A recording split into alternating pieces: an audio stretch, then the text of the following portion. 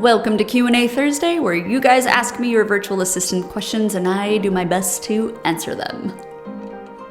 This week's question comes from Nikki, and she asks, do you have any tips on managing incoming task requests? Nikki, I have a ton of suggestions for managing tasks, so I'm so glad you asked. When you're getting started as a new VA, it can feel really uncomfortable or uncertain. You're just not really sure. Like, there's kind of a nervousness. You're like, who's gonna ask me for tasks? What's coming in? What does my day look like? What I want you to do is always start by setting boundaries for yourself. If you tell your clients that you are online and available to them between 9 a.m. to 4 p.m. in your time zone, I want you to stick to those time zones.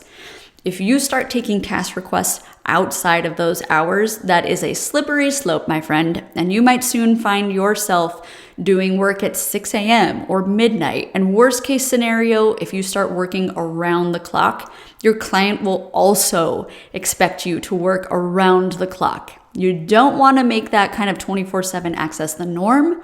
You're a business owner, you're running a business. So like any business with hours, set them and stick to those parameters. Now that you've got some hours to work within, it is time to manage incoming tasks.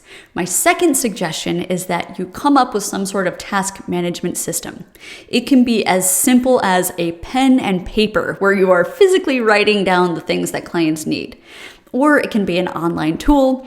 I'm really into a tool called Aura PM. There's a tutorial up here. It's completely free and it's a really easy way to set up a system where you can easily track which clients are sending you specific requests. Whatever system you make, it can be as complicated or as simple as you want. Make sure that you have some way to record which client is requesting something and when that is due by. Relatedly, put due dates into your calendar.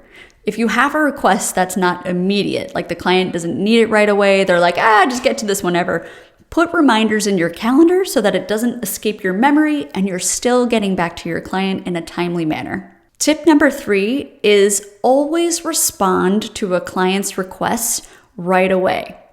I don't care if you actually can't get the task done right away. It is always a good idea to respond to incoming requests just so that your clients know that you're on top of it. There's nothing worse in a virtual relationship than a client sending you something and then you don't answer for a day or two. Your client's going to be like, hello, crickets, is my assistant alive? Did they see this? Are they working on this?